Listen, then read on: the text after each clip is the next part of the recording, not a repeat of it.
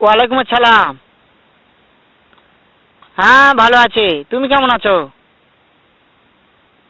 হ্যাঁ ভালো আছো না? আচ্ছা তুমি কার সঙ্গে আছো? ওই মাদার চোদের সঙ্গে। ওই মাদার চোর তো এতই হারামজাদা। ওই শুয়োরের বাচ্চা, ওই তো লটির বাচ্চা। ওই সাওয়াচুদির বেটা মাগির লিসা, এতই মাগির লিসা। ওই হারামজাদের আমি সামনে পাইলে একটা এমন একটা চটকানি মারবো, শালা মাদার চোদ।